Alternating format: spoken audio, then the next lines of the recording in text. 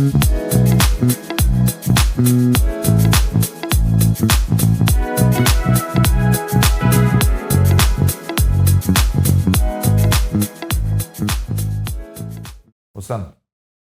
mirë se gjeta në shpinë tuaj tani, se e kemi bo kështu merë dhe të erdha të tru podcast, tani erdha unë të Partia Republikane. Mirë se në erdha shpen. Më vjen mirë që e shoh partin tani nga afër, se li nga afër, se s'para ka marrë në për parti vetëm të PD-ja, po dhe të PD-ja me rastin vetëm të doktorit madh, liderit historik të Aleancës për Shqipëri Madhështore. Dhe flasim qik për fushatën si thua tani, se gjithë po bëjnë fushatë, nuk ka ngel njëri i madh dhe i vogël, biles tani ka dhe një batut. Janë këto batutat që po na pa në rrugë neve personazheve publik, na thonë po tish ne që nuk janë listë. Biles edhe kandidatë që duan dalin promovojnë thonë, shikoj se unë jam një ndër 1 në 20 shqiptar kanë dalë kandidat për deputet. Ma shpjegon dot për këtë manin për të dukur ose për dalë gjithë deputet, pastaj ishte edhe për listat e mbyllura. Domethënë si majta si djatës, filloj, jo po dua të jem listë se kam kontributa. A ma shpjegon dot pak me 2 fjalë, me 3 fjalë, çfarë kjo mani, gjithë kjo histeri kolektive? Pjesa e listave të mbyllura mendoj që personat që kanë filluar të flasin kundra Partisë Demokratike në rastin konkret, që kanë ndodhur në disa qytete të Shqipërisë, mendoj që është e gabuar, pasi këta njerëz nuk mendoj që kanë qenë të fokusuar për të hedhur Edi Ramën nga pushteti, po kanë qenë të fokusuar vetëm për karrigen e tyre.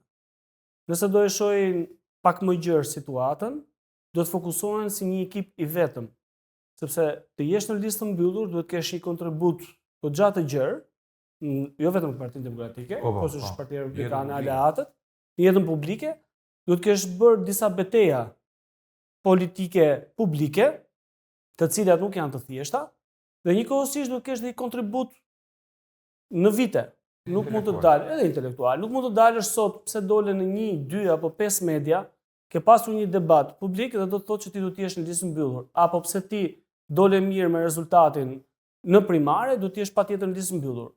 Mendoj që nuk është kjo një rast që ti do të jesh në listë mbyllur. Ne këtu jemi të gjithë bashkë për të fokusuar për të hedhur Edi Ramën nga pushteti. Ky do të jetë fokusi i të gjithëve. Ndoshta hedhja e Edi Ramës nga pushteti nuk ka ardhur jo për shkak të forcës së Edi Ramës, po për shkak edhe të këtyre individëve që qarkullojnë në opozitë, të cilët sistematikisht për 12 vjet janë shitur dhe blerë, dhe pas 12 vitesh nxorën kokën. Pikërisht. Unë jam një ndër zërat e rinj personalisht, me qenë se jemi te kjo tema, që kam bërë debate publike, po në asnjë moment nuk e kam çuar veten të ndërroj për kontribute para disa njerëzve që kanë 35 vjet në jetë aktive politike. Sepse duhet të jesh realt me veten. Se i mungon shqiptarit të sotëm ky lloj ballafaqimi me realitetin. Se janë të gjithë të dua, po nuk janë tek pjesa të ndërtojnë njërë veten. Domethënë, neve djemë të rinj, se unë shumë e kam me djemë të rinj, se me moshën madhore, që janë më të mëdhenj, janë baballarë të të moshë, edhe jap një farë drejta për plasje klanesh, se politika është dhe për plasje klanesh. Po vajzat e djemë të rinj, të cilët e hedhin poshtë, pështyn në zhargon, të gjithë opozitën, vetëm për interesa okulte të vetat, mos e thënë troç fare për një karrige, për një copë karrige. A nuk është më mirë në këndvështrimin tonë që pati dhe një spastrim para se të futeshim në luftë, sepse me futen në luftë, po nuk i binde generalit, rrezikon luftën. Mendoj që nga strategjia e një beteje shumë të ashpër që do vi tashmë kur të hapet fushata në datën 11 prill, mendoj që ky për Partinë Demokratike po edhe për Aleancën e Shqipërisë Madhështore ishte një moment decisiv ku realisht nxori në pa ata persona të cilët nuk ishin për një betejë, siç e thash pak më parë, për një betejë në grup, po ishin për një betejë personale vetëm për karrigen e tyre.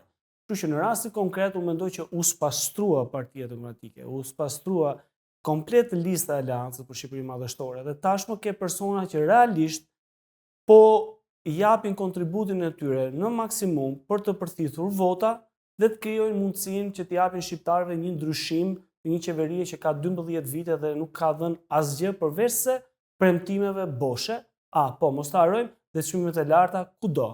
duke filluar dhe nga shtrimi i rrugëve, që ne e dim shumë mirë se sa çmimet e larta janë, sa 50 milionë euro kilometri. 50 milionë euro kilometri, ku në disa vende rrugët ka rënë. Të çosh edhe amortizimin e rrugëve që ka ndodhur më shpejt se sa duhej në jetëgjatësinë e garancisë. Jo më larg ke rrugën e Milotit. Ura e Milotit që sa u inaugurua ke prapë me gropa. Pikërisht. Prandaj po them që ka abuzime të pafundme nga qeveria aktuale dhe mendoj që të gjithë ne do të fokusohemi pikërisht te këto pika.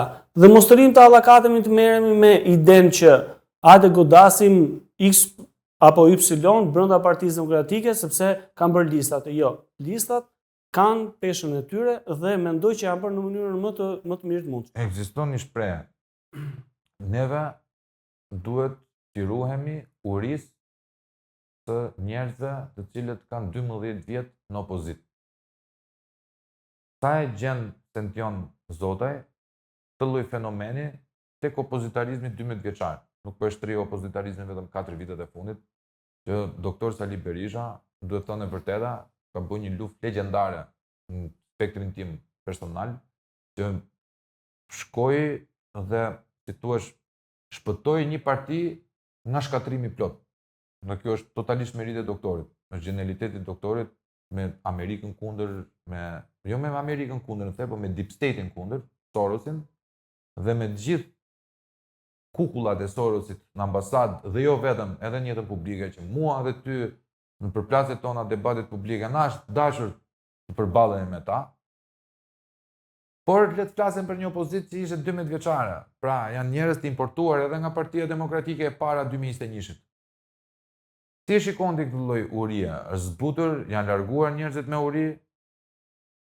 Dëgjoj shpend. Partia Demokratike ka kaluar në disa episode të cilat nuk kanë qenë fare të këndshme, sidomos për vetë vendin, vetë Shqipërinë. Një parti e madhe opozitare e shkatruar, e luftuar, siç thatë ju, nga Deep State, por njëkohësisht dhe nga disa individ që vazhdojnë edhe sot ta luftojnë Partinë Demokratike, duke bërë sikur janë duke bërë fushat në realitet, por nuk po bëjnë, po duan thjesht të marrin vota sa të munden nga Aleanca për Shqipëri Madhështore për ta dëmtuar atë, për ta penalizuar në disa vende ku mund të humbasin dhe mandatin për 1 apo për 2 vota. Patjetër që ka pasur problematika, ka të larguar, ka prurje të reja, po vuajnë me këtë pjesën e urisë në këto 12 vite opozit, por mendoj që ata që janë vërtet problemi nuk ndodhen brenda Aleancës për Shqipëri Madhështore, po janë te këto parti të vogla, të cilat kanë dalë më vete në zgjedhje dhe duan të bëjnë dëm në realitet opozitës së madhe. Pra ti po thua, po e ke fjalën për atë krijesën Frankensteinin më të ri të Bashës, Aleanca Euroatlantike, apo edhe atë Enkeleta Libej që fraksion brenda fraksionit, të fraksionit. Mendoj që edhe Ali Beaj, po edhe Lulzim Basha, po bëjnë të njëjtën lojë me njëri tjetrin, duke mbajtur rison e Tiranës dhe duke kërkuar të marrin sa më shumë vota nga e djatha e vërtet. Kjo, më thënë, se më kalove një temë që nuk e kisha parashikuar, po që mendon për shumë për, si tu ajo është maskarad. Në spektrin tim është maskarad. Një kandidat për kryeministër dhe kryeministri aktual, pasi kanë vjellur kundrejt platformës TikTok, bën një luftë adoleshentësh në TikTok me njëri tjetrin duke përdorur dhe një reper, i cili e ka emrin Unikatil. Tani, kur ti e shikon nga jashtë, pa e ditur fare që je shqiptar, pa pasur koshient shqiptare, po shikon kandidatin e një vendi si Shqipëria dhe kryeministrin e një vendi si Shqipëria që merren me njëri tjetrin si fëmijë 10 vjeç. Cili është perceptimi i parë që ty të krijohet mendja? Nëse do jetoja në Itali, nëse do jetoja në Gjermani, nëse do jetoja në Francë, thjesht do shikoja kryeministët e këtyre vendeve dhe do bëja krahasimin me kryeministën aktual të Shqipërisë. Si nata me ditën. Si mund të bësh koment kur ti shikon një Karagjoz si kryeministër të Shqipërisë, i cili del në TikTok dhe fton dikë që e shkatroi të djathtën shqiptare, e shkatroi totalisht, dhe tani që i vetmi person që mund t'i bëj bashkë të gjitha partitë opozitare, që është Sali Berisha, ata po kërkojnë t'i marrin vëmendjen. Dhe po ti isha një shqiptar që do jetoja në një nga këto vendet e huaja, patjetër që do bëja krahasimin e kryeministrit aty vendi që unë po jetoja për të vlerësuar kryeministrin aktual të Shqipërisë dhe nivelin se sa politik bëhet në realitet. Që në realitet nuk po bëhet politik, po bëhet vetëm karagjeslik. Ideja është këtu. E heqim këtë lloj perceptimi, se perceptimi pothuajse duhet të jetë i ngjashëm. Është i ngjashëm kur ti e shikon nga jashtë. Tani, a ka mundësi të më thuash çfarë sheh ti si politikan i ri te ky lloj binomi Lulli dhe Nocrama, se unë i thras Nocrama, dhe nuk i thras me Edi Rama, ka humbur ai prestigjin për të quajtur më kryeministri, sepse ai se ka pas mirë prestigjin për të quajtur kryeministër, por çfarë i bëjmë shqiptarëve, cilët manipulojnë çdo 4 vjet me rrenat më të mëdha, me 500.000 vende pune, 1 miliard vende pune, 2 satelite, më thet tash kur neve luftojmë për ujë e për drita. Domethënë 2025 premtohet për ujë e për drita. Tani, ma shiko politikisht, çfarë fshihet pas këtij verbi politik? Domethënë, Rama në ditët e veta më të këqija, kur qeverinë e ka gjitur në burg, po pret edhe vet giotinën e drejtësisë amerikane dhe jo vetëm, sepse për çështjen me Gonigal edhe për financimet palishme dhe ndërhyrja në sovranitetin e Shteteve të Bashkuara të Amerikës, fton një të vdekur të pakallur siç është Lulzim Basha, që për mua është njeriu më i dobët politik që ka pas Shqipëria ndonjëherë, për të bërë një binom në fillim të fushatës. Si e shpjegon këtë? Po, ajo duket si dita me diell, se ata po përpiqen të marrin fokusin real Aleancës për Shqipërinë Madhështore, të marrin fokusin real të gjithë kandidatëve të Aleancës për Shqipërinë Madhështore, të marrin fokusin real Partisë Demokratike, Sali Berishës, dhe ta përqendrojnë në një karagjeslik, dhe ta heqin vëmendjen aty ku ka vërtet rëndësi politika shqiptare. Problemet me korrupsionin, problemet me institucionet publike, ku një pjesë e madhe drejtuesve të tyre sot janë pasekurave, që nuk duhen harruar, sepse shqiptarët janë të ndjeshëm, nuk mund të lënë pa ja përmendur këto detaje. Probleme me programin, më thuaj çfarë programi ka sot, po themi, kryeministri. Kjo është pyetja ime. Kurse Partia Demokratike ose Aleanca për Shqipërinë Madhështore ka një program konkret për shqiptarët. Si ka mundësi? Në 2017 erdhëm më jepnin timonin. Kazan Kusi, pa program. Në 2013 ai nuk ishte program, ai ishte jepja një fëmijë që sapo ka lexuar Peter Panin, ndërro se të shfaqet ajo gjella në tavolin, çfarë duan 500 vende pune apo 500 vende pune. Çfarë do bëjmë? Edhe Enver Hoxha të ngjallet legalizimet, nuk do prishet as një shtëpi e pa legalizuar, jo më të legalizuar. Jo vetëm që prishi, po shfarrosi për të ndërtuar oligarkët. Ku ke bonuset e qeras? Bonuset e qeras, rrugët si mos po keq, janë bë vetëm 40 km rrugë në 12 vjet. Tani, ne i dim se kush është Edi Rama, ne të dy e dim se kush është Edi Rama. Problemi është Edi Rama legjitimohet nga diçka, që është vullneti sovranit. Ky sovran që zgjedh ka treguar që në 3 zgjedhje rresht parlamentare nuk zgjedh program, zgjedh gënjeshtër më të bukur. Si t'ja bëjmë këtë? Po ta vësh re, në fjalimet e tij ka thënë, do bëjmë Shqipërinë e standardeve. Do bëjmë Shqipërinë europiane.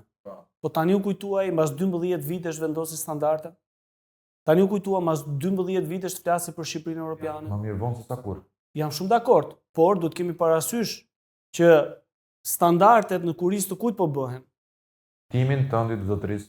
Me çfarë taksash do bëhen standardet? Deri tani çfarë u bë për 12 vite? Apo, siç është një shprehje, berberi i ri e mëson dorën kokën e fukarajit? Edhe në rastin konkret, në kurizin ton, po mëson që si do bëj standardet, po atëherë nuk bën për atë vend, nuk është për kryeministër, se s'ka kohë për të humbur. E para, e dyta, po flasim për Shqipërinë Europiane. Çështja e integrimit të Shqipërisë është një proces i cili në mos kjo qeveri do të vazhdojë qeveria tjetër, sepse duhet bërë kapitull, duhet bërë përshtatje e kapitullit, parafrimi. Në rastin konkret, se çdo qeveri do bëj procesin e saj. Dhe jam i bindur që qeveria e ardhshme e Aleancës për Shqipërinë Madhështore do ketë përkushtim më të madh, sepse ka pasur si qeveri në 2005-2009, ku bë Shqipëria antare e NATO-s, 2009-2013 qeveriset më të mira liberalizimi i vizave, po patjetër duhen përmendur sepse tregon përkushtim, tregon shtet. Në rastin konkret, pse ende sot nuk kemi pjesë e Bashkimit Evropian? Partia Socialiste ka një PR shumë të fuqishëm. Domethënë, është marketuesit, ato që merren me marketing, duhet ta marrin si rast studimor, se si një parti e ka bazuar gjithë qeverisjen e vet mbi PR-in, jo mbi eficiencën e punës. Ndërkohë që Partia Demokratike, me gjithë atë punë që ka bërë kolosale, heqjen e vizave, NATO-n, sjelljen e George Bushit për sjell në 2007 që ishte pararoja apo ishte auguri i mirë që do vinte edhe pavarësimi i Kosovës, po të kishte një PR fenomenal, siç e ka Partia Socialiste, ndoshta nuk do kishte rënë ndonjëherë nga pushteti. Sepse Partia Demokratike dhe aleatët kanë krijuar punë të mira, po nuk din t'i shfaqin. Ndërkohë që Edi Rama në 12 vjet, vetëm se bën samite G20, që ato samite nuk janë as në dorën tonë. Thjesht ndodh gogla, lobohet diku, vjen dhe ata mbajnë jo për Shqipërinë, ata mbajnë për Bashkimin Evropian, ne jemi as pjesë e Bashkimit Evropian. Dhe takimet më të zellshme që kanë ardhur këtu, të ka ardhur Aleksandar Vučić. Nuk po ta llogaris Bill Clintonin. Bill Clintoni vjen si ish president në pension që merr disa para për të lobuar nga lobistët shqiptar. Po flas siç erdhi karakteri i George Bushit që ishte në pushtet në 2007, që ishte presidenti i Amerikës. Vetëm Aleksandar Vučić ka ardhur si presidenti i Serbisë, i një vendi aleat apo vlla i Edi Ramës dhe i rilindjes. Tani pyetja është këtu. Si Aleanca për Shqipërinë Madhështore do t'i dalë qytetarëve dhe të thojë që Edi Rama është një gënjeshtër shumë e madhe, është një realitet i bukur që ndodh vetëm një muaj fushate, dhe pastaj 4 vjet janë djerë. Gjithë problemi është si do t'i përqasin juve qytetarëve. Aleanca për Shqipërinë Madhështore tashmë po e prezanton programin e saj. Do të thënë program ka hapa konkret se si do fokusohen për të stabilizuar të gjithë problematikat të cilat kanë rrjedhur në rastet konkrete. Që me pensionet, që me arritjen e pagave, e cila sot ju vetë thatë, sa rrugë janë bërë? 40 km rrugë? 40-50 km rrugë. Me sa para? Po llogarit e pak vetëm rrugat e Astiri është bën 1 kilometër 44 milionë euro. Atëherë, po të fillojmë të heqim nga këto abuzime. Janë shtruar 50 km rrugë të reja Sention. Sa i mund e disa përfitime kanë bërë këta me rrugët që i kanë hedhur një shtresë rreth bitumi edhe e kanë qytet. Po merremi me lidhjet e reja, po merremi me. A ishte në 2017 u bën palmat apo në 2013? Në 2013. 2013 vendosën palmat. 10.000 euro një palmë. Palmat dhe pishat. Po, ku janë sot? Ku prishën se do të duhet të zjerohet. Ku i çuan kur i morën ato pemë se treçereku e palmave u kalbën mirë. Po. Ato, pra një investim i pa menduar mirë, pra. Dhe programi i mirë menduar për të vjedhur. I mirë menduar për të vjedhur, po i pa menduar mirë për një stabilitet financiar. Po. Se ato lek i japim ne. Po. I japin shqiptarët në kurrizën e tyre, prandaj po rriten taksat. Dhe njëkohësisht, prandaj programi i Aleancës për Shqipërinë Madhështore thot konkretisht që të gjitha këto program, të gjitha pikat që janë në program, para do gjehen pikërisht nga këto abuzime. Se sikur të fillosh që ke rrugët, pra ti po thua vetëm sikur të kursesh ta bësh me standardin e Francës, që 1 kilometër 1.5 milion euro, edhe standard, ti kursen minimumi 38 nga 40 milion, po ta llogarisë me 40 milion euro, ti kursen 38.5 milion euro në 1 kilometër. Po përse do të bëjmë vetëm këtë me standardin e Francës? Do bëjmë të bujqësinë me standardin e Francës. Po, është një nga pikat më shtylla 4, shtylla 4 shtyllat e Bashkimit Evropian është bujqësia. Bujqësia. Edhe është një nga arsyet që shqiptarët do ta marrin vesh që mos të hanë prap pralla me mbret që në 2030 nxjerr Noce Rama nxjerr atë pasaportën dhe thotë shikoj se më jepni mua votimin tani, votën prapë se unë do të shkoj në Europë. Po për çfarë duhet pasaporta sepse nëse ai e ka mandatin deri në 2029-ën, nuk e ka deri në 2030-ën, po sikur mos ta ketë fitoren 2029-ën, çfarë do ndodhi? Kush do i japë? Ai e ka mandatin deri në 11 maj të 2025-së. Okej, drejt po, dhe nëse do e merrte siç po e pretendonte në rastin konkret. Prap, është një mashtrim pra, sepse mandati shkon deri në 2029-ën, ai po flet për 2030-ën.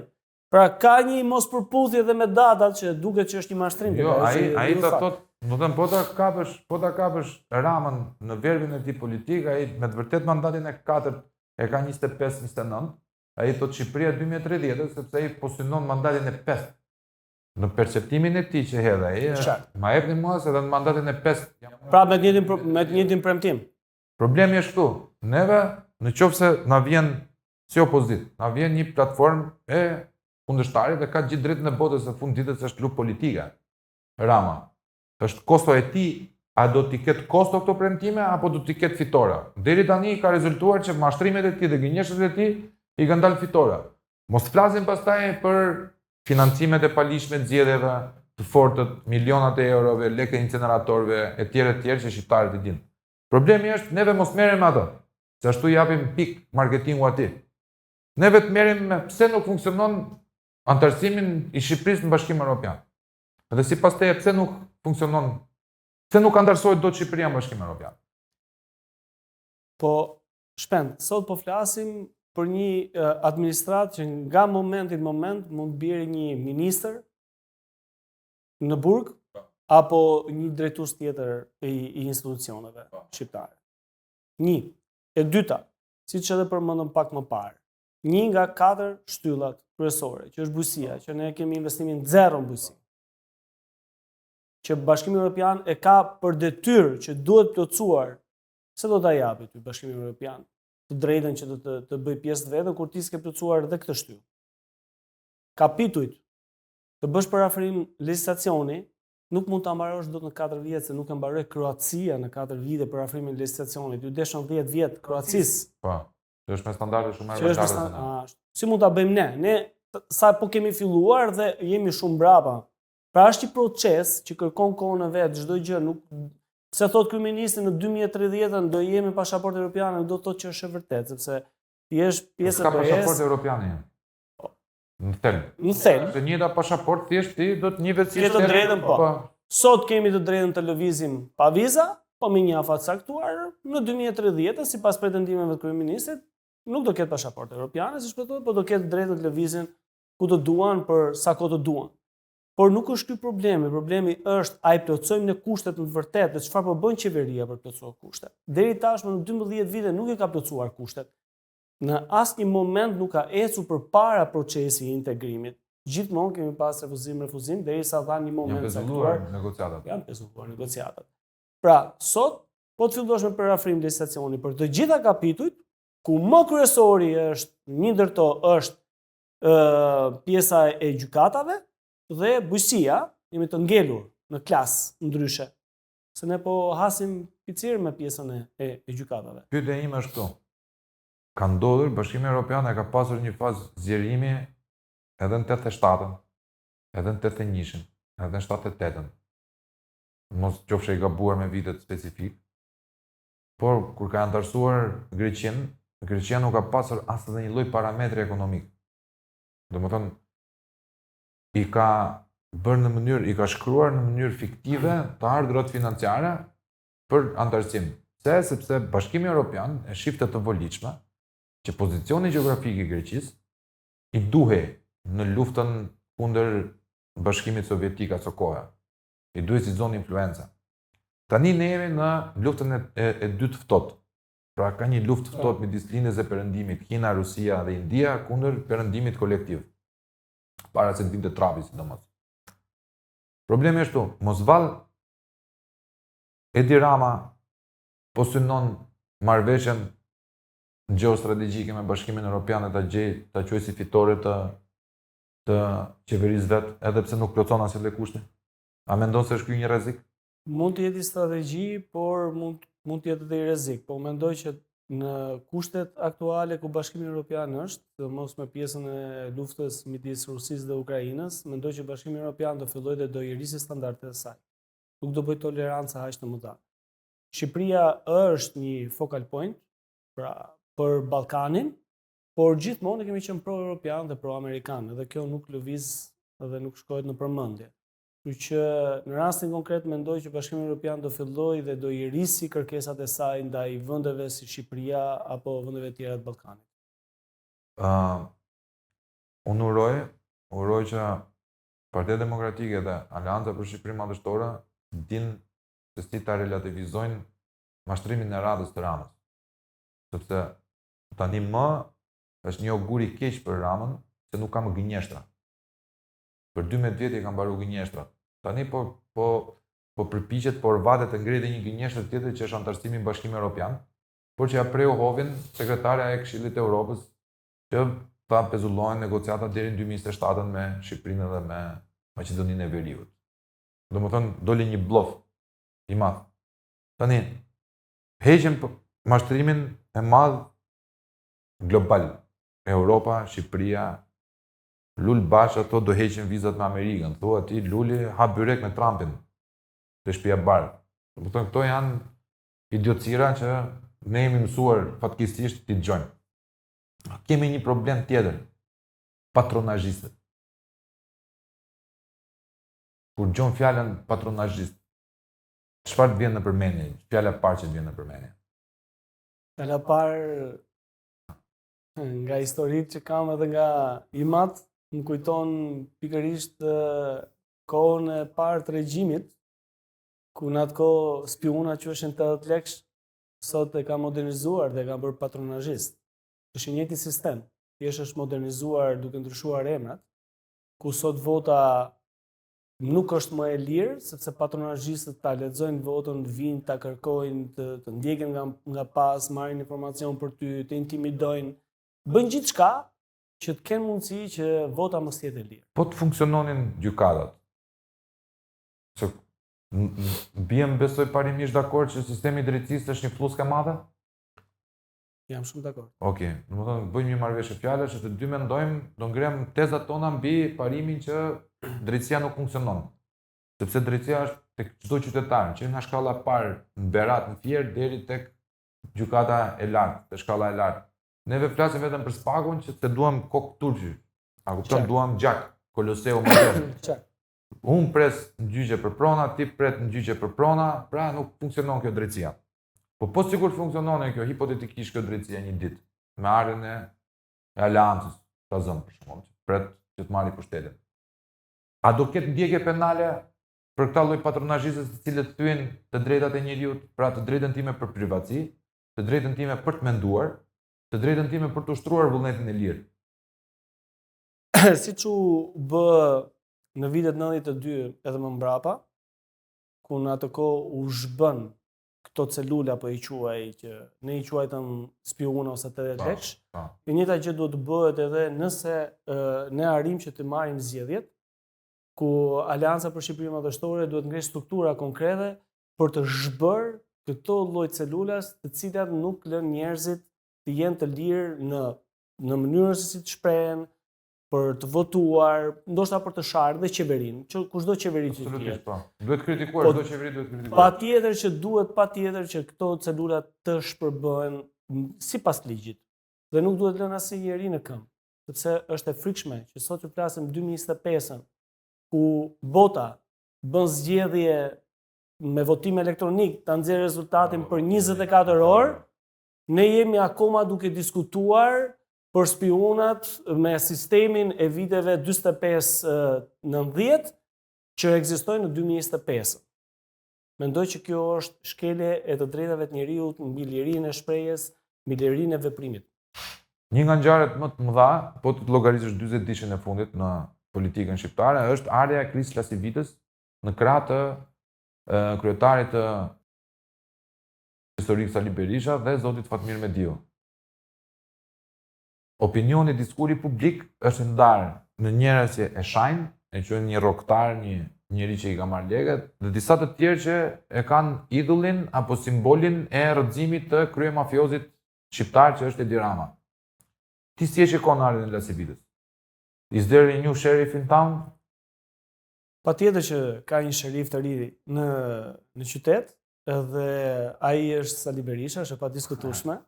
Edhe mbas 11 majit me Sali Berishën kryeministër dhe me një parlament të ri, ku neve si sta më parë do zbatohet programi me përpikmëri, do shihet, mendoj që unë do jem një nga ata persona që do propozoj konkretisht që të ndiqen hapasapi i gjithë sistemi i spionave, pra i patronazhistëve.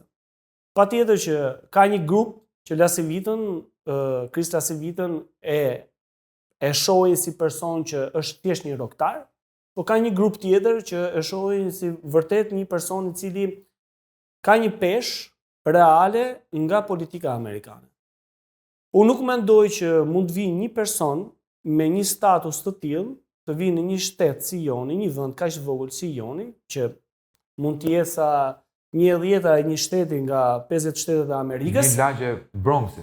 Të vi dhe të flasi me aq siguri mbi realitetin politik që është në Shqipëri, ku ka investime të Sorosit, të cilat janë përdorur tashmë dihem publikisht për të minuar opozitën shqiptare, për të nxjerrë deri në pikën sa për të nxjerrë të non grata kryetarin e opozitës aktuale zotin Sali Berisha, dhe të vijë dhe të thotë që nuk mund të jesh edhe mik i Sorosit, po të jesh edhe mik i amerikanëve.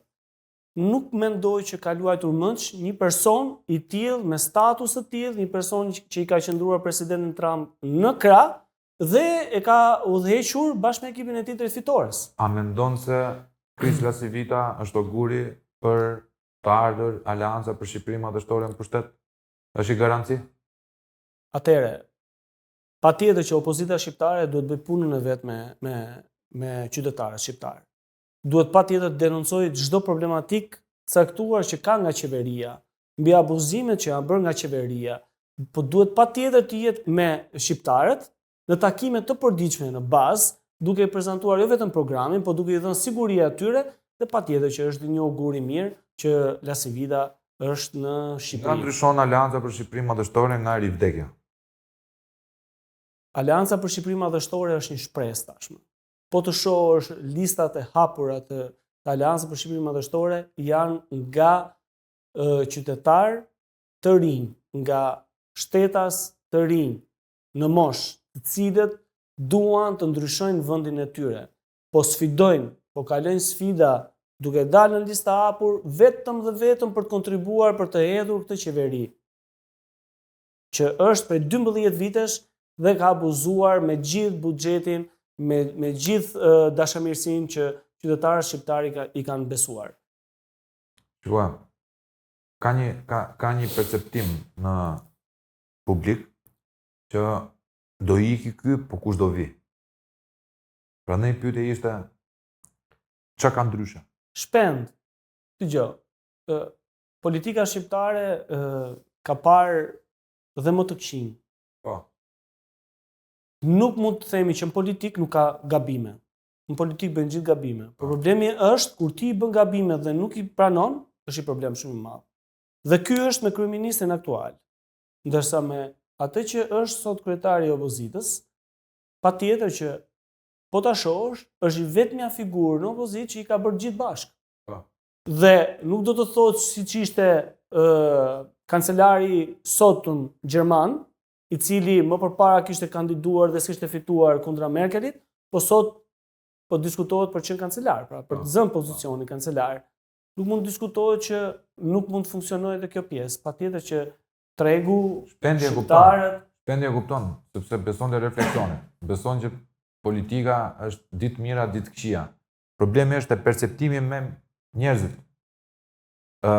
Arsimi, miku jem, është një nga plagët ose gangrenat më të mëdha të shoqërisë shqiptare. Po nuk patë një arsim cilësor, nuk ka se si të prodhoj mendim. Sepse politika në thelb është mendim. Politika në thelb është refleksion. Pra, më thoj pak tani, cilat janë 3 shtyllat kryesore që Aleanca për Shqipërinë Madhështore në 12 maj, pasi të krijojë ekzekutivin, do merret posaçërisht. E para është arsimi, shpend, siç e thatë dhe ju vetë, ku sot Shqipëria me sistemin PISA neve mbajmë vendin pothuajse nga fundi. Jemi të fundit. Jemi të fundit, me renditje. 2. Kemi shëndetësinë, shëndeti i kombit, ku sot nuk e ilaçe për të furnizuar të gjitha ata njerëz që kanë me rimbursim të drejtën për të marrë ilaçe për sëmundje të këqija, për mos përmendur dhe onkologjikun që ndodhi kohët e fundit. Tregtia e njerëzve me kancer. Ashtu. Dhe e treta dhe akoma dhe më thelbësore është ekonomia. Ekonomia e vendit, taksat e ulta. përmirësimi dhe stabiliteti i ekonomisë, krijimi vendeve të reja të punës, sepse duke ulur taksat i jep mundësi biznesit të marrë frym dhe të rrisi edhe numrin e punojësve, sepse do ketë më shumë mundësi. Sot ai që drejton një biznes është kthyer në një punëtor vetë sepse nuk ka më shqiptarë që duan të punojnë dhe jo vetëm që duan të punojnë dhe duan të ikin nga vendi, por dhe vetë ky zotëri që drejton biznesin nuk ka mjaftueshëm buxhet për të përballuar punësimin e shqiptarëve. Dhe çfarë ndodh? Po punon dhe vetë. Mendoj që këto janë tre kullonat më kyçe që Aleanca për Shqipërinë Madhështore do përqendrohet për t'i implementuar direkt. Edi Rama do zhduket në 12 maj. Pyetja e fundit. Sepse nuk mund të bësh një Shqipëri me standarde mas 12 vitesh. Nuk mund të vazhdosh të premtosh shqiptarëve integrimin e Shqipërisë në Europë, kur është një proces që ka filluar që në 2005 dhe një ditë do mbaroj. Në është Edi Rama apo nuk është Edi Rama, do mbaroj se s'bën. Do ikë në 12 maj sepse ka abuzuar me fondet e shqiptarëve, ka abuzuar me fondet e rrugëve, ka abuzuar me shëndetësinë, ka premtuar ujë të pishëm 24 orë, të cilin sot e kësaj dite ti nuk e ke. Sot ke qytete të tëra që përmbyten dhe ti s'ke kanalizime. Dhe pandaj Edi Rama në 12 maj nuk do vazhdoj më të jetë kryeministër i Shqipërisë. Tani unë ta thash pyetjen e fundit ty, po merr edhe një pyetje tjetër.